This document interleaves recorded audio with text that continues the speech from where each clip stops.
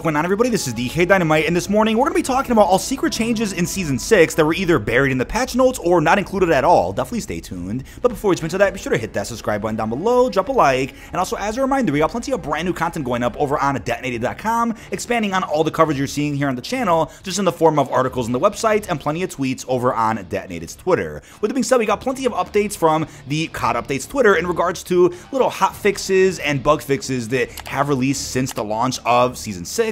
So as they went ahead and wrote, they released a small update that includes the following bug fixes. Fix an issue where the complete the gold camo challenge is tasked to unlock the platinum camo for Season 6 weapons is marked completed without actually finishing the challenge. Fix an issue causing some players' game to crash when leaving matches. Fix an issue that could prevent the after action report from displaying correctly after a battle royale match. They also released an update that resolves an issue where some players are being kicked back to the main menu when trying to buy the Season 6 Battle Pass. They're aware of an issue where some players are not granted COD points after purchasing them through the in-game store. I believe that has been resolved now. They're also aware of an issue where the DMZ mission Thinning the Herd cannot be completed as intended due to Coney Group no longer spawning on Al Mazrah. They're also aware of a problem that can be an incorrect visual effect on the magazine of the ISO 45 while in game. They're also aware of an issue causing the Valeria operator skin from Blackcell Season 6 to appear incorrectly in smoke effects and against certain glass materials in game. Lastly, they're also aware of an issue, and it was actually a backend problem, delaying Battle Pass rewards from being granted. The issue has since been resolved. Players need to restart their game to see the changes reflected. So I want to go over that real quickly for those out there that might have been experiencing some odd issues with the launch of our 6th and final season. Now, there were plenty of timer updates added into COD HQ. First off, the duration of Season 6, it's going to be around 66, 67 days at the time of uploading this video. That leaves us off at December the 5th, the rumored release date of Season 1 for Modern Warfare 3 and Warzone. But in all honesty, the season's not going to be that long because we have COD Next, which is next week, the beta right after that for 2 weekends in a row for MW2 multiplayer. Then the Haunting comes out, which is going to feature a lot of content for every game mode inside of MW2. Then before you know it, campaign early access, then full launch of Modern Warfare 3 on November the 10th, and that'll all keep us busy no matter what until December the 5th. So 67 days really isn't that long in all honesty. There's also a timer that was added that tells us how many days left until the beta, and it's really not that far away. But strangely enough, when they ended up posting an initial picture of the Battle Pass map for Season 6, the blog post image doesn't show a classified Battle Pass sector. So when I went ahead and started recording my overview of every single tier for Season 6, I also just didn't notice a classified sector, but one was actually sitting right there. And then once I knew that one got added, I actually went back to my footage, took a screenshot of that, and then when I booted up my game, the classified sector was gone again. So I'm not sure if it was a mistake to include one when the season first dropped, or if they meant to keep it as a surprise, and maybe they are going to add one in close to the Haunting. Could there be a mysterious DLC weapon in there? I mean, I totally think the chainsaw could be a free melee weapon that gets put in a classified sector. The upcoming Doom bundle does have a blueprint for the chainsaw, but we've never seen a melee weapon exclusive to a bundle. Usually a melee weapon comes out as its base version, whether it's through a challenge or whatever the case is. Then a skin for that weapon will also be added through a bundle. So I'm sure there'll be a classified sector that has either a base chainsaw or maybe the rumored Bruin LMG that got leaked out a little while back, and that would mark the only LMG that got added into Modern Warfare 2 if that does get added into this game. Now, we also have brand new camos for each of the 3 DLC weapons. Obviously, whenever a DLC weapon does come out, there's 4 exclusive camos that release for that weapon, and once you unlock that camo using that weapon, you can go ahead and use that camo universally on any other weapon in the game. We have some exclusive camos here for the TR-76 guys, the ISO 9mm SMG, and of course our brand new dual Camos melee weapon. Speaking of the dual Camos though, unless you guys unlocked it through the Battle Pass, you probably missed one of the coolest inspect animations ever that the dual Camos actually has. Big props to whoever out there at Infinity Ward or whichever studio created the weapon inspects for nearly every weapon in this game. There's some banger ones, just like the 9mm Damien from Season 5 Reloaded. I absolutely love looking at some of these inspect animations, but I do hope we get inspects as cool as these within Modern Warfare 3, and I also hope to see the same camo system in Modern Warfare 3, where each time a new weapon comes out, that's a guarantee that we'll get 4 exclusive camos also added because of that weapon. Now, a new universal camo was also added with Season 6, and it's a new reward for completing Champion's Quest on Al Mazrah. This is the Flow Through camo, which actually looks really impressive, and let me know down below in the comments if you guys are going to be going for Champion's Quest. I still have to do it, man. I really want to go ahead and do it, but gotta get a really sweaty squad that is going to be able to get those 5 wins, followed by completing the Champion's Quest contract over in a match of Al Mazrah. I also want to get the Vonda rewards. Those are also really nice looking, but with that being said, it's unclear if there'll ever be a point in time again where they activate Champion's Quest in every match that you play, regardless of you getting the 5 wins. That was hectic, where in every match that you spawned in on for BR on Al Mazrah, there would be 3 Champion's Quest contracts that would spawn in.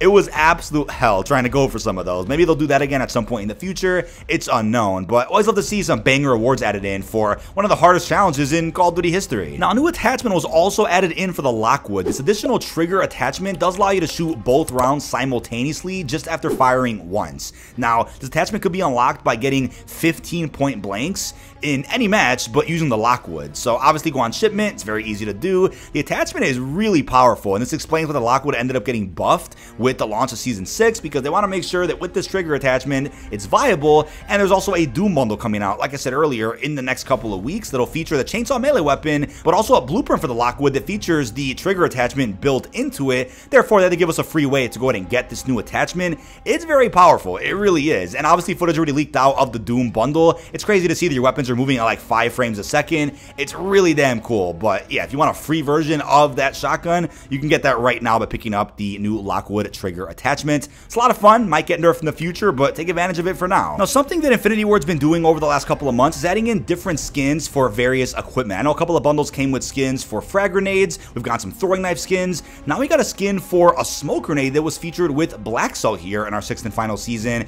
And the weird thing about the smoke, though, is that it doesn't necessarily change the smoke itself, but there's an effect when you throw the smoke. So I'm assuming this was done because when going up against thermal scopes, if they actually made the smoke itself red, it probably wouldn't really work out well balancing wise. So the smoke is still the same gray color as you would expect, but then there is this red spark when you throw it, and then what looks like a snake or some type of icon that emits from the smoke, but you can only see that when you're stepping outside of the smoke cloud. You can't be in the smoke to see it. It's a bit of an odd skin, and I'm assuming that they'll end up doing more smoke skins like this in the future, but it's nothing too crazy or game-changing by any means, but still cool to see something different being tried with the cosmetics here inside of COD. Now, amongst one of the biggest changes here with Season 6 is the removal of 6-man platoons inside of DMZ. So as confirmed in the patch notes, I've seen some discussion about it online, and it wasn't very positive, but as confirmed in the patch notes, they've now removed the ability to assimilate with more than 4 people. So if you guys out there spawn in with a 3-man squad, including yourself, you can only pick up 1 other person for your squad. Now, that's odd, as I talked about on the podcast, because if you guys out there defeat another team, typically you would maybe revive that other team, and now you're a 6-man. But now if you go ahead and wipe another squad, there's very little incentive to go ahead and even pick 1 person up from that team, because he's leaving his 2 teammates behind. Obviously, if you did random matchmaking, it doesn't really matter, but at the same time, I understand the frustration with 6-mans over the last couple of months. People out there are being way too sweaty, playing DMZ like they were playing Warzone, or having pre-made 6-mans, you know, queuing up at the same time as another squad, and then going right into the game and having a crazy 6-man without actually using prox chat to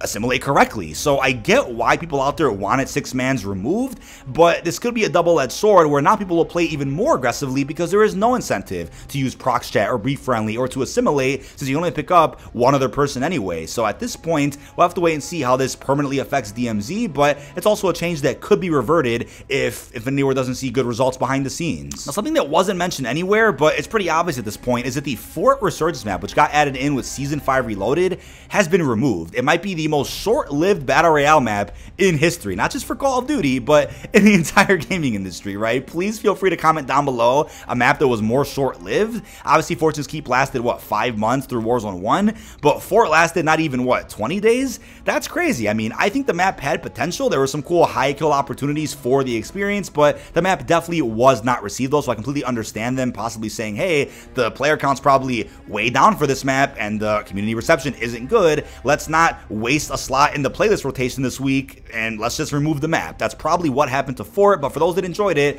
you're going to be sad that the map is likely never coming back. Now, Warzone Mobile also went ahead and got the addition of Shipment and Shoothouse with the launch of Season 6. So for those out there that have access to Warzone Mobile because it's available in your region, Shoot the Ship is available now to play in that game's multiplayer. And what's cool about this is that once Modern Warfare 3 integrates with Warzone and Warzone Mobile in the next couple of months, if you guys want to, let's say, grind camos or levels on MW2 weapons, you can still do it on Shipment, but only through Warzone Mobile, not Modern Warfare 2's Shipment. So that still means something, right? And on top of that, Warzone Mobile also went ahead and got a new store tab called Warzone Mobile OG with bundles that are only available to purchase on mobile. Bundles that are not transferable into Modern Warfare 2, Warzone, or Modern Warfare 3. So I'll be covering more of Warzone Mobile as it gets closer to release. The global launch should be at some point this November. Now, something you've probably seen briefly online, and I know I mentioned this in a previous video of mine, but the upcoming operator skins for the Haunting event have have already leaked out online. There is plenty of footage of them in the menus. They got posted over on TikTok and even on Twitter. None of that has been DMCA claimed by Activision, so it looks like free reign to go ahead and cover this information.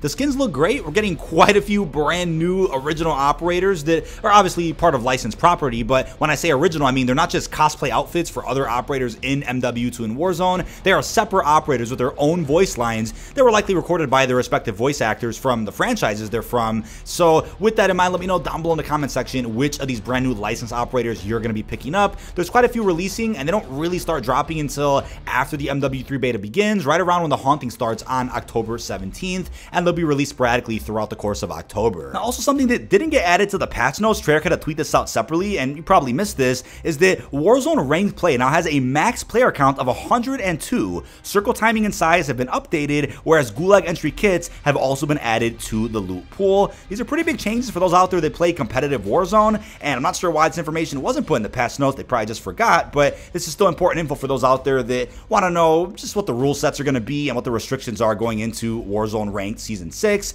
Make sure you guys take advantage of Ranked in every possible aspect, because I'm assuming Ranked is probably not going to exist anymore for Modern Warfare 2 once the MW3 version comes out. The Warzone Ranked that we have now is probably here to stay. Treyarch will probably stay in charge of it, but there are, of course, limited time rewards you can also get your hands on by playing Ranked this season. But the last thing I'll end with is that they've also fixed a problem where players who found all 150 intel fragments in Spec Ops were not being awarded the exclusive calling card. So this is obviously pertaining to a small group of people. They managed to grind that much intel in Spec Ops. Now you guys out there get the Mastery calling card for having done all that work, which is cool. This is a bug that popped up, I think, in like Season 3 or 4. It's been a while, but still good to see that for those out there that put in all that work, they're still being rewarded properly for something that they put in a lot of time for. But that is about it. This has been dkdynamite. Leave your thoughts down below in the comment section. What are your thoughts on all secret changes here within our 6th and final season? Again, a lot of these were either buried in patch notes underneath all the weapon balancing, or maybe you guys missed them completely, whereas some of these things are just not mentioned in patch notes at all. Really hope you've enjoyed, and peace out, everybody.